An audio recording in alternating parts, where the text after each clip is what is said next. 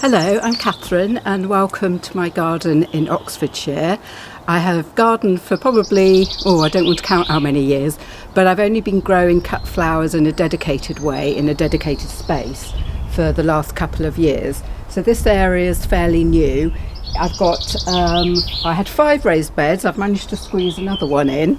There's just about room, but I'm still trying to grow as many things as possible within this space. So I'm all about maximising the space you've got, and I thought you might be interested in some ideas that I've used along the way. If you are interested, I have a free download. It's a 12-page ebook all about, if you only had one raised bed, what you could grow in that to give you flowers throughout the year. And it's illustrated with some of my original drawings as well. So there's a link to that underneath. What I thought I'd talk about today is my sweet peas. I thought I'd explain how I made it, why I decided to grow them like that, what varieties I'm growing and why, and how I feed them and keep them going during the growing season.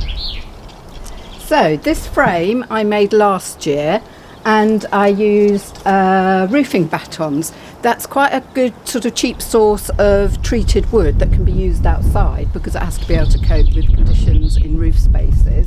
I'm always conscious, as I said before, this is the first bit of the garden. There's my gate there that people see, so I'm always trying to make it look reasonably attractive as well. So I stained it both to make it look better and to give it a bit more protection. And it's just 3 2.4 metre length roof battens, which is how they often come, and that's the width. The height is 2 metres, which might seem quite a lot because you can grow them up tripods, but if you're growing them as cut flowers you want to get the stems as long as possible, and you really need to let them grow as tall as they want to, and that's my tip for getting really good stem length. I have them elsewhere in the garden. I do have them up tripods because they look really pretty like that, but they're not ones that I'd be picking from. And I put this archway in, which has still got last year's borlotti beans that I need to take off, and this is secured to the ground. And then both the arch and these pieces of wood are screwed into the raised bed, both at this end and that end, to give it sturdiness, because you've got to imagine when you've got things growing all the way up here, there's quite a bit of weight on it, so it's got to be sturdy. And last year I grew on both sides, but I think I actually grew too many, so I'm just going to grow on one side. Plus it gets a little bit of shade this side because the shrubs and trees there, so I'm going to grow more shade loving things there. I've got several feverfews which I put in last year that really like it there, and because I'm always maximising the space, you can see I've been growing daffodils in there as well, but they'll be going over quite soon and you just have to wait for the foliage to die down.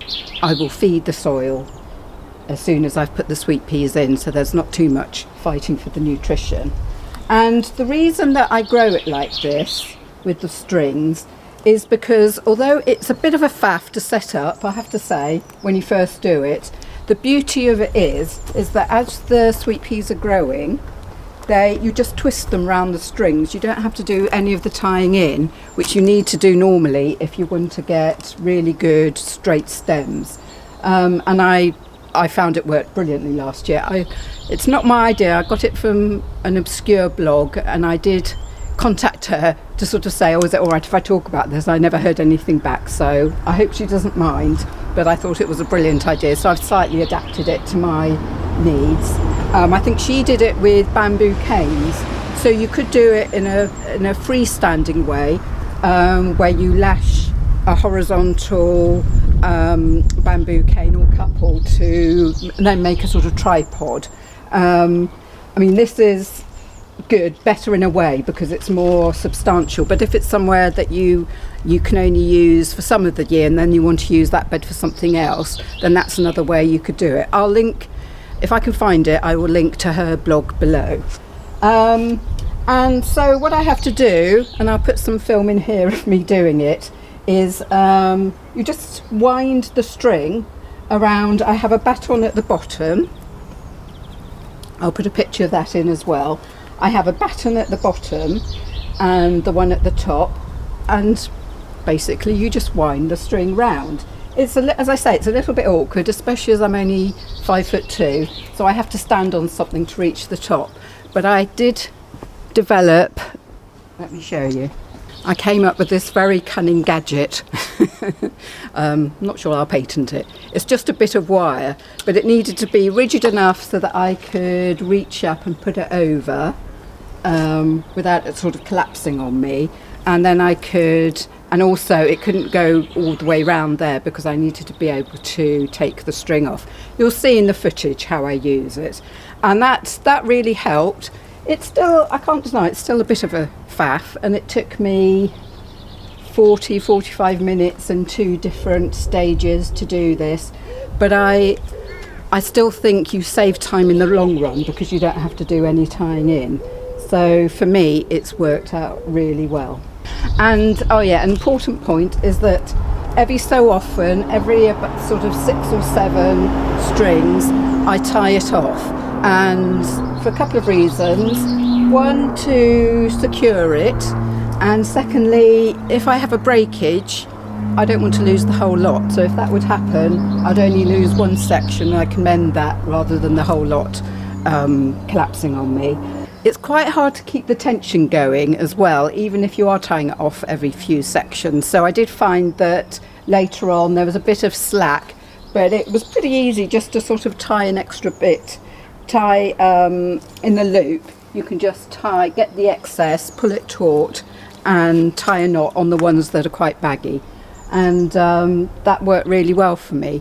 And then the other beauty of it is at the end of the season, as long as you use natural twine and not plastic twine, is that you can just take the whole lot and compost it, string and all. So I just cut the whole lot down. This great big wall of sweet peas, dried out sweet peas. You know how they get by the end of the season. But it could go, you know, I processed it and put it all on the compost heap. So that's another advantage of doing it like this. Let me just take you for a closer look. So I've come over here to show you a bit more in detail. You can see this lower batten. I hope you can see that. This is the lower batten that's secured to the uprights with just little metal brackets. I'll put a close-up of how I've done that. And so you need that. I suppose you could do it with pins, but that would be a bit of a pain. So that's the bottom bit that I just wind the string round. And I just thought I'd show you how easy that is. So now I've got, so the sweet peas have been in 2 or 3 weeks, and actually they need a bit of a feed. They were really good plants with lovely roots when I put them in. So all you have to do is twist it round like that. I mean, it really couldn't be easier. And at the beginning of the season, even with the best plants you've got, you think, oh, am I going to fill all that up? But you'll be amazed how even just a few plants will produce a lot of flowers. That was one thing I learned last year. I think I grew them too densely, so I got them further apart, and I grew them in soil blocks, in the large soil blocks, and they absolutely loved that. From an autumn sowing, you just get a really good strong root, and you don't have to pinch them because they branch naturally as they grow through the winter. I kept them in the greenhouse, but then they were in the cold frame quite early on. They're hardier than you think. I think they actually will go down to -5 with no problem. And you can sow them again in the spring. And I thought I'd just share with you the varieties. I've got 1 or 2 old ones and a few new ones. One of my favourites from last year is one called Eclipse, which is a mid-purple with wonderful frilly, really kind of generous flowers on them, and that I would say that was my favourite from last year, so I'm growing that one again.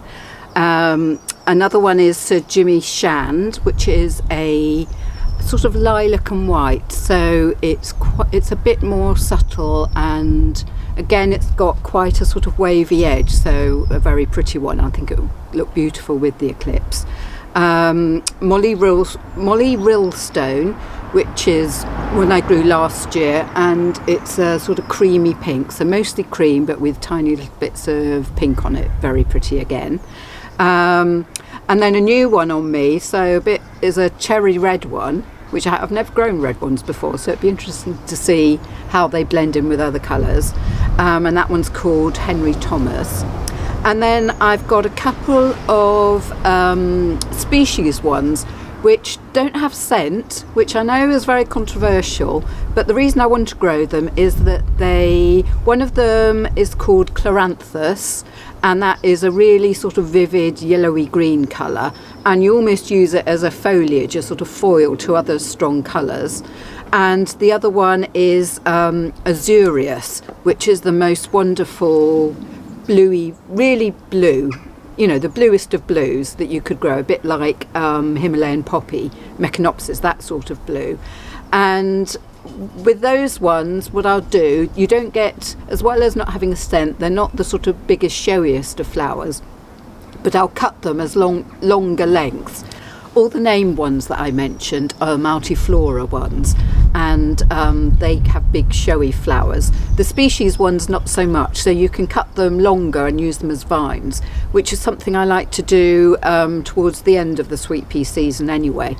If you grow them like this up any sort of cordon, the first few lots of flushes you get the most amazingly long stems, you know, they can be up to about that.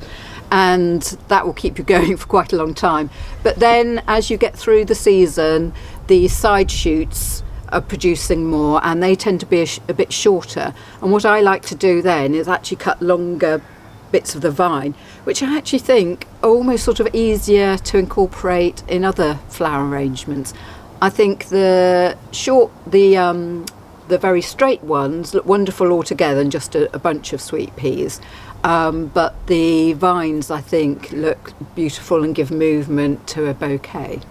So I think that's all the ones that there is one other one that I'm growing, although in a different part of the garden, is Sunshine Series. And that is supposed to be a slightly earlier flowering one.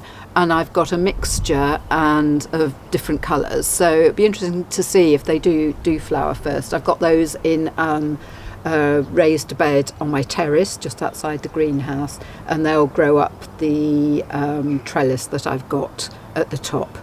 What I want to do now actually is give them a bit of a feed, so I'm just going to do some more twisting in, and then I can get the feed on them.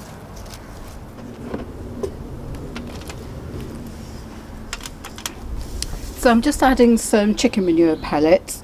I can't use these in the rest of the garden because my silly dog will try and eat it. So this bit that she's supposed to stay out of, which is why it's all gated and fenced, I can use them here. I won't water them because they've been in, as I say, they've been in 2 or 3 weeks and it's rained quite a lot, so they don't need any extra watering now. If I'd only just put them in, obviously I would give them a good water. And then I'm going to, there's a lot of goodness in the soil because there's still quite a lot of the manure that I originally put in when I made this bed, but I'm going to add some of my precious bokashi, which is an interesting way of composting where you sort of pickle things rather than being bacterial like most compost. And it's quite a sort of thing in itself, so I might do a video about that, but it's a way of getting really supercharged compost.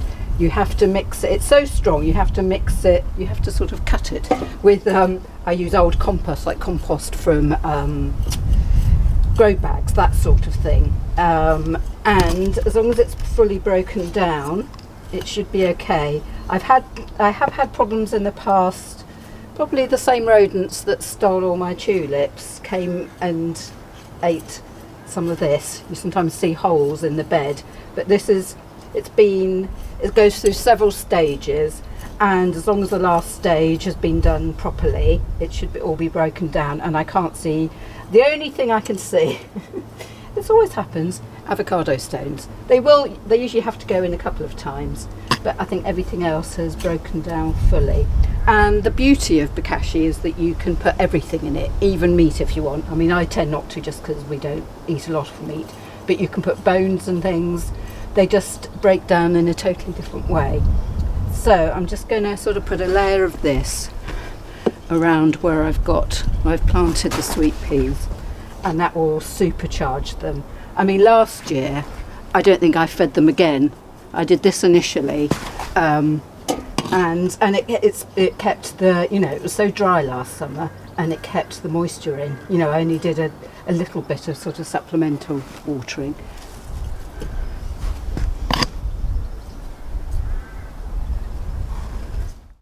Thank you so much for watching, and I'll just finish with a little bit of footage from last year's sweet peas, and if you could like or subscribe, that would be great, because it will help other people find the content and they might find it helpful. Oh, it's so nice just to have the sun out, isn't it?